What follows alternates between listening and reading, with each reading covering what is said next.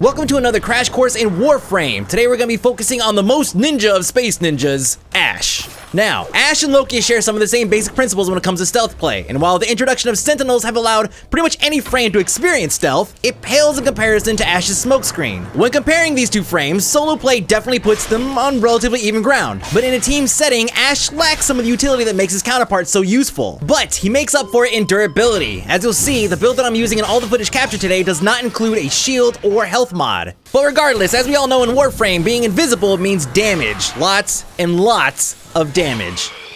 Ashe starts off with a large serving of health and speed. I actually think he's the second fastest frame of the set. And you can see that he comes stock with a fair amount of power and shields, and his armor value in the wiki states 50, but he definitely feels much more durable than that. But obviously nowhere near Rhino or Frost status. Kicking off the ninja-inspired skills, Ashe's first ability, Shuriken, is hit and miss, quite literally. When activated, Ashe throws a Shuriken roughly where your reticule is aiming. Not necessarily a good skill to use at distance, but a great skill to use in a pinch. Not to mention that it does a pretty significant amount of damage and can do upwards of 12 to 1300 headshot damage, which is basically a one-shot for most mobs you run across anyways. And while you can indeed squeeze out 1k headshots with, say, a Lex or whatever, just remember that there'll always be a point where you're gonna need to reload, and that's when you'll appreciate this.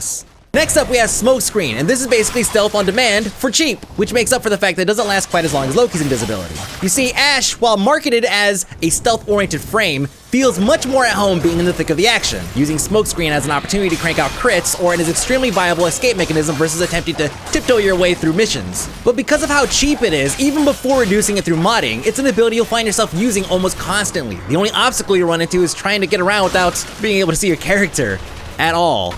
And don't forget, you do bonus damage for attacking unalerted enemies. And as you can see, while I'm stealth, I'm able to do insane amounts of damage and clear out what would otherwise be a face full of knockbacks. So no matter what kind of build you're going for with Ashe, you absolutely have to keep Smokescreen on the bar at all times. Now, Ashe's third ability, Teleport, is unfortunately stuck in this void of uselessness to some players, and that's unfortunate because like other skills that players claim are garbage, it does have some utility. When activated, Ashe will teleport to his target, and this target can be almost anything, the obvious being enemies. And I think that's where people tend to stop because it is almost useless, as most of them will turn around and punch you in the face before you can lay on any kind of attack. But the value comes in when you see what else he can teleport to. For example, he can teleport to a friendly player regardless of whether or not they're in a down status. Obviously very handy.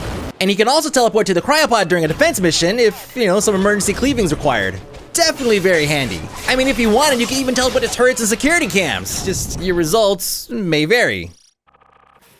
The fourth and final ability is Blade Storm, and it can at times be a little funky and throw you through some walls and such, but overall it's great for clearing out a room of 12 enemies or less. Once activated, Ashe becomes invincible and begins teleporting to random targets in the vicinity, stabbing them in the face for about 1,000 damage each. As you can see, it also increases FOV to well within homemade skateboard video range, which obviously exposes the player to even more immersion-destroying visual artifacting and glitches. But it does its job, and it does it well.